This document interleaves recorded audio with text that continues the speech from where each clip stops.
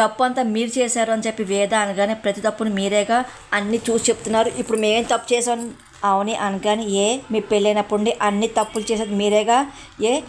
గండం అన్నావు బాగానే ఉంది. అక్షయ్ మనవని చెప్పేసి మాకు చెప్పుంటే మేము అన్నీ తేల్చేవాళ్ళం కదా, నువ్వేం చెప్పావు అని చెప్పి వేద నిలదీస్తూ ఉంటుంది. అయినా తప్పంతా మీరు పెట్టుకొని మీరేంటి అవునంటారు అని చెప్పి వేదని నిలదీస్తూ ఉంటాడు పెద్దరాజు అన్న మాటలకి. ఇదిగో బావా నువ్వు ఇంటి విషయాలు పడుకోకుండా ఎంతలో ఉంటే అంత మంచిది అని రాధాకృష్ణ అనగానే అదేంటమ్మా అలా మాట్లాడతా అని చెప్పి వసంతంగానే తప్పేంటంట మాట్లాడడం అని రాధ మాటలకి ఇగో అక్షయ మనవరాలు తెలియనప్పుడు గొడవే, తెలిసాక కూడా గొడవే అని చెప్పి నిహారిక అనగానే అసలు తన పాదమే మంచిది అని చెప్పి నిహారిక మాటలకి అబ్బో నీ పాదం పెద్ద గొప్పదా ఏంటి అని చెప్పి అవని అంటూ ఉంటుంది. సరిగ్గా మాట్లాడని చెప్పి కృష్ణ అవనికి వార్నింగ్ ఇస్తూ ఉంటాడు. ఆపండి, అయినా మీరేంటి గొడవ పడుతూ ఉంటారు, ఫస్ట్ మీరు ఈ విషయం చెప్పుంటే ఇంత దూరం వచ్చేది కాదు కదా అని చెప్పి అవని శ్రీకర్ని ఇంకా వేద నిలదీస్తూ ఉంటుంది.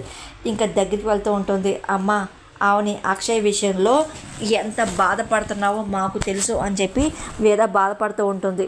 ఇంకా నచ్చే ప్రయత్నం చేస్తూ ఉంటుంది. అక్షయ్ ఎక్కడున్నా సరే మనం వెతికి ఇంటికి తెచ్చుకుందాము, తిరిగి రావాలని చెప్పి మనం కోరుకుందాం, అమ్మవారు దయ చూపిస్తుంది, మన మొర ఆలకిస్తుంది అని చెప్పి ఇంకా వేద చెప్తూ ఉంటుంది. ఇంకా అమ్మవారిని భారం వేస్తూ ఉంటుంది. ఇంకా అవని భయపడకు, అక్షయ్కు అమ్మవారి ఆశీర్వాదం ఎప్పుడు ఉంటుంది అని చెప్పి పెద్దరాజు అంటూ ఉంటాడు. నీలకృష్ణకి ఇంకా చాలా కోపం వస్తూ ఉంటుంది. ఇంకా అది ఎప్పుడో సిటీ దాటిపోయి ఉంటుందిగా, తిరిగి రాదులే అని చెప్పి నిహారిక నవ్వుకుంటూ ఉంటుంది. కానీ ఇంకా అవనికి ఇంకా ఏం చేయాలో అర్థంగా టెన్షన్ పడుతుంది. ఇంకా వేద ప్రసాదరావు అమ్మవారి దగ్గరికి వెళ్తూ ఉంటారు. ఇంకా మందిరంలోకి వెళ్తూ ఇంకా దేవుడు భారం వేస్తూ ఉంటారు. ఇంకా మందిరంలోకి వెళ్తూ ఉంటుంది. ఇదిగో ముగ్గురు కోడలు, అసలు నేను అనుకున్న జాతకం గల కోడలు రాలేదు, మనల రూపంలో వచ్చింది కదా, ఇంట్లోనే బయటికి పంపించావు, ఇంట్లో ఉంచాలి కదా అని చెప్పి అమ్మవారి ముందు మొరపెట్టుకొని ఏడుస్తూ ఉంటుంది. మీకు ఇది న్యాయం అనిపించింది అమ్మ అని చెప్పి, ఇలా చేయకుండా ఉండుంటే బాగుండు కదా అని చెప్పి ఇంకా వేద ఏడుస్తుంటుంది.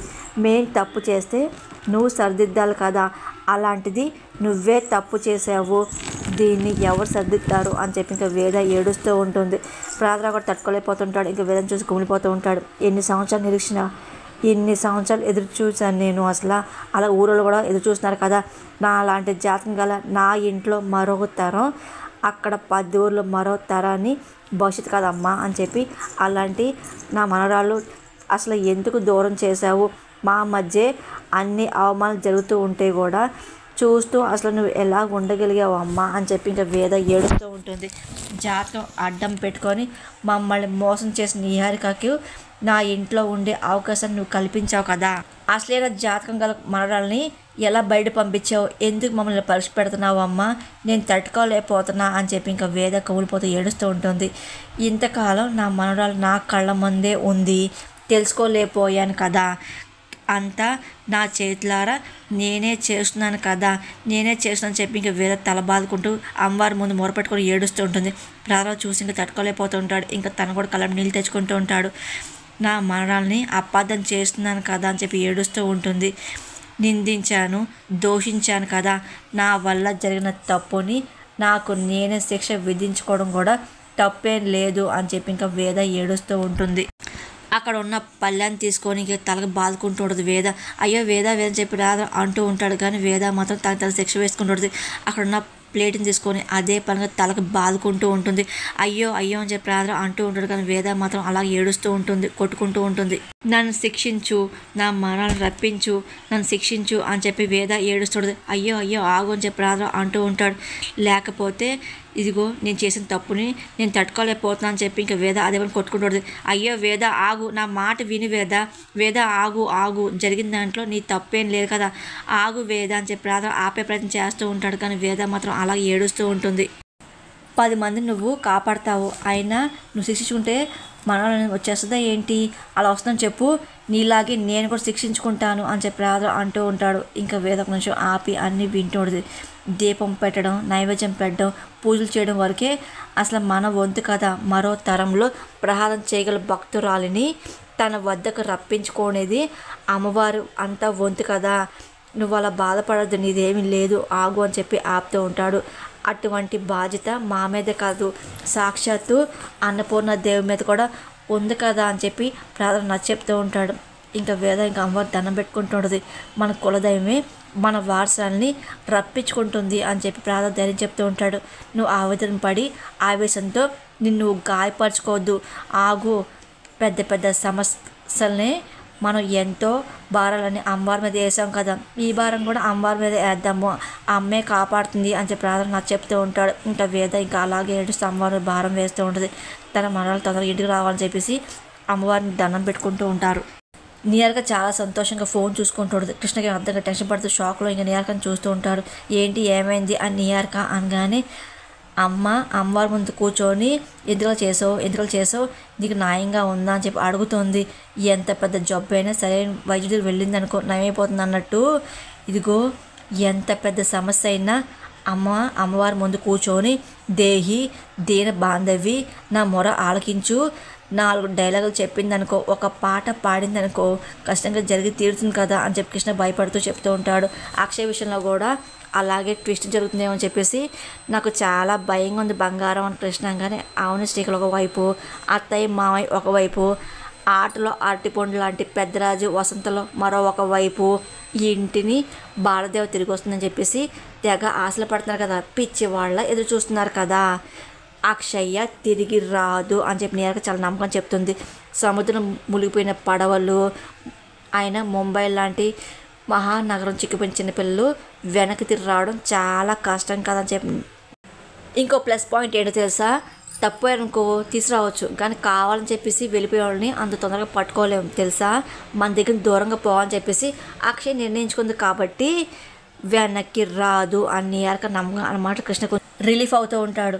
ఇదిగో నాకు నమ్మకం ఉంది, అవుని కష్టపడుతుందంటే అక్షయ్ అసలు రాదుగా అని చెప్పి నియార్కంగానే, బంగారం నువ్వు చెప్తుంటే తల మీద వేడికి ఐస్ ముక్కలు పెట్టినందుకు సంతోషంగా ఉంది, ముఖ్యంగా సౌరికి అక్షయ్ గోలలేదు కదా, నాకు చాలా సంతోషంగా ఉంది. ఉండాలి, నా లాంటి దొంగ మొగుడికి నీలాంటి కిల్లాడి పిల్ల ఖచ్చితంగా ఉండాలి అని, అందుకే కదా మన ముచ్చటైన జంట అయింది కదా బంగారం అని కృష్ణ అన్న మాటలకి ఇంకా నియార్క నవ్వుతూ ఉంటుంది. అసలు అక్షయ్ ఏమైపోయింది అని చెప్పి వేద కంగారు పడుతుంటుంది, బాధపడుతూ ప్రసాద్ చెప్తూ ఉంటుంది. అప్పుడే అవును శేఖర్లు వస్తూ ఉంటారు. ఇంకో అమ్మ మేము బయటికి వెళ్తాం అని చెప్పి శేఖర్ అంటూ ఉంటాడు. కంప్లైంట్ ఇచ్చాం కదా, పోలీసులకి ఏమైనా ఆచూకీ తెలుస్తుందేమో అని చెప్పి వెళ్ళి వస్తాము అని చెప్పి శేఖర్ అంటూ ఇంకా ఆవుని వెళ్ళిపోతూ ఉంటుంది. వాళ్ళకి క్లూ దొరికితే ఈ పాటికి వచ్చేదిగా ఫోను అని చెప్పి రాధాకృష్ణ అంటూ ఉంటాడు.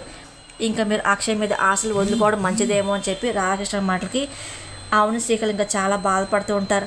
అక్షయ్ ఎలాగొచ్చిందో అలాగే వెళ్ళిపోయిందిగా అని చెప్పి నియార్క నవ్వుతూ అంటూడదు.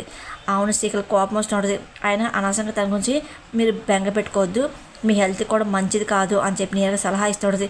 మన ఇంటితో అక్షయ్కి అంతే రుణం అనుకుంటా, ఏం చేస్తాం పాపం అని కృష్ణ అనగానే, మీరైతే కన్నబిడ్డ కనపడిపోయినా ఇంత సులువుగా మాడుకుంటారేమో కానీ మేమైతే మీలాగా చేతులు దులుపుకోలేంలే అని చెప్పి ఆమె చాలా కోపంగా మాట్లాడుతుంది. ఇదిగో ఏయ్ అరే, మీ వంతు మీ ప్రయత్నం చేస్తే మీరు చేయండి, అంతేగాని మా మనల గురించి ఆశలు వదులుకోమని చెప్పి మాట్లాడితే బాగోదని చెప్పి ప్రార్థన వార్నింగ్ ఇస్తూ ఉంటాడు. ఇంకా కృష్ణ నియర్గా సైలెంట్ అయిపోతూ ఉంటారు. అక్షయ్ పూర్తిగా రాకపోతే అన్ని రకంగా అడ్డం తొలిగిపోతుందిగా అనుకుంటున్నట్టున్నారు వీళ్ళు అని చెప్పి పెద్దరాజు అంటూ ఉంటాడు. వీళ్ళు తీరు ఇలా కనబడుతుంది. అవుని మీ ప్రయత్నం మీరు చెయ్యండి, నేను ఈయన చుట్టుపక్కల ఉన్న అనాథ ఆశ్రమాల దగ్గరికి వెళ్ళి చూసొస్తాము అని చెప్పి వసంత కూడా అంటూ ఉంటుంది. ఇంకా వేద ఇంకా అన్ని మాటలు వింటూ ఉంటుంది. సరే అక్షయ్ 7 సముద్రాల అవతల ఉన్నా సరే వెతికి పట్టుకొని తేవాలి, మా ప్రయత్నం మేము కూడా చేస్తామని చెప్పి ఇంకా వేద అనగానే ప్రార్థనతో బయలుదేరిపోతూ ఉంటుంది. ఇంకా ఒకసారి వెనక్కి చూస్తూ ఉంటుంది. అప్పుడు శ్వేత వస్తుంటుంది. శ్వేతను చూసి అందరూ ఒకసారిగా షాక్ అవుతూ ఉంటారు. ఆమె ఇంకా తన బాధను ఆపుకోలేకపోతుంటుంది. అక్క అని చెప్పి ఇంక ఏడ్చుకుంటూ ముందుకెళ్తూ ఉంటుంది.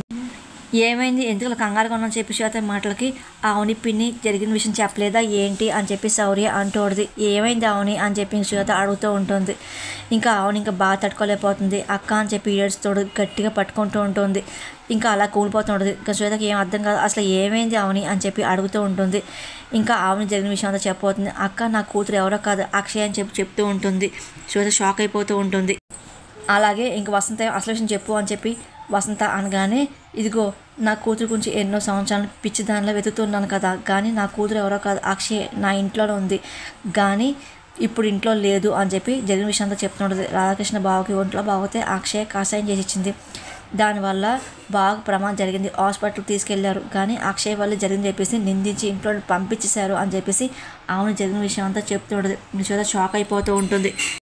అత్తయ్య లాంటి జాతకం కలిగిన ఇంటి వారసాలు ఎవరో కాదు అక్షయ్ అని చెప్పి ఇంకా ఆవుని అంటూ ఉంటుంది. పక్క నుండి శ్వేత సంతోషంగా ఉంటుంది.